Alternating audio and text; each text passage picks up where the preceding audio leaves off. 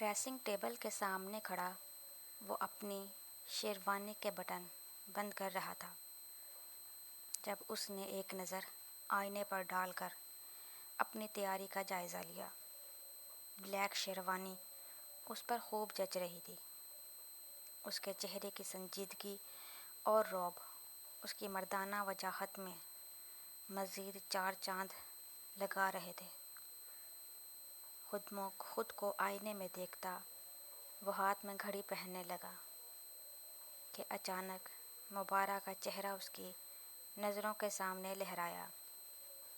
میرا قصور نہیں ہے، میں نے اسے کوئی امید، کوئی اشارہ نہیں دیا۔ اردشیر نے خود کو باور کرایا۔ وہ کئی بار خود سے یہ کہہ چکا تھا۔ مبارہ کے لیے بھی اسے دکھ ہو رہا تھا، پر یہ بھی سچ تھا وہ قصوروار تو نہیں تھا۔ مبارہ کی محبت کو وہ اپنا نہیں سکتا تھا۔ ایک کا دل رکھنے کے لیے وہ سب کے دل نہیں توڑ سکتا تھا۔ وہ جانتا تھا سراج الدین کبھی مبارہ کو قبول نہیں کریں گے۔ زینب کا رشتہ بھی خطرے میں پڑ جائے گا، اور پلوشہ، اس سب میں اس کا کیا قصور تھا؟ مجھے معاف کر دینا لڑکی، تم بہت معصوم ہو، پر تمہیں اور تمہاری محبت کو میں قبول نہیں کر سکتا۔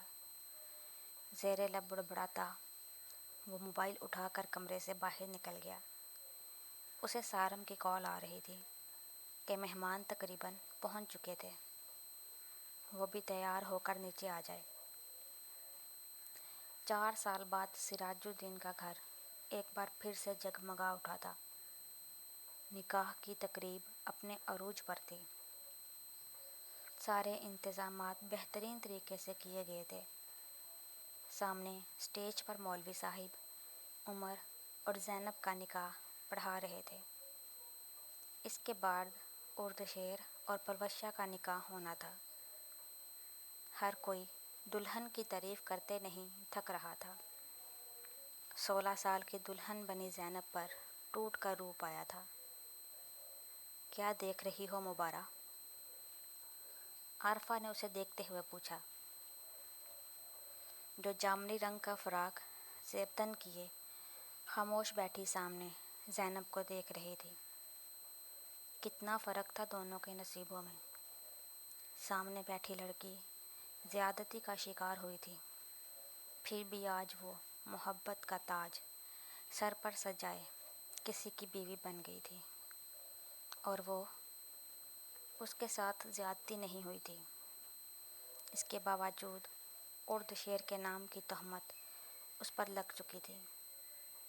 کوئی اسے اپنانے کو تیار نہیں تھا، اور وہ کیسے کسی کو یقین دلائے کہ آج بھی اس کی عزت محفوظ تھی؟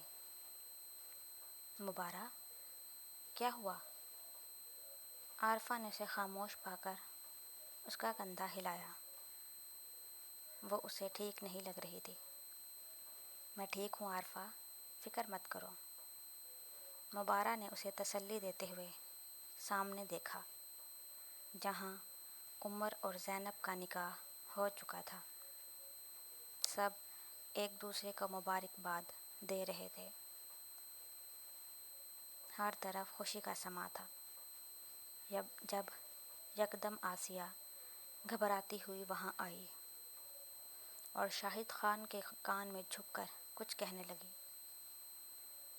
ذرا سی دیر گزری تھی کہ اچانک اسٹیج کا ماحول بدل گیا۔ اردشیر اور عمر اٹھ کر گھر کے اندر بڑھے تھے، جبکہ سراج الدین کھڑے شاہد خان سے کچھ کہہ رہے تھے۔ انداز کافی برہم تھا۔ یہ کیا ہو رہا ہے بابا سائیں؟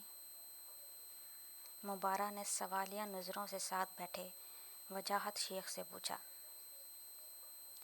جو خود بھی معاملے کو سمجھنے کی کوشش کر رہے تھے۔ میں دیکھ کر آتا ہوں۔ وہ اٹھ کر وہاں سے چلے گئے تاکہ خبر لے سکیں کہ معاملہ کیا ہے۔ اماں، ابھی مبارہ ندرت شیخ کی طرف مڑتی کہ تبھی 2 عورتیں ان کی ٹیبل کے قریب چلی آئیں۔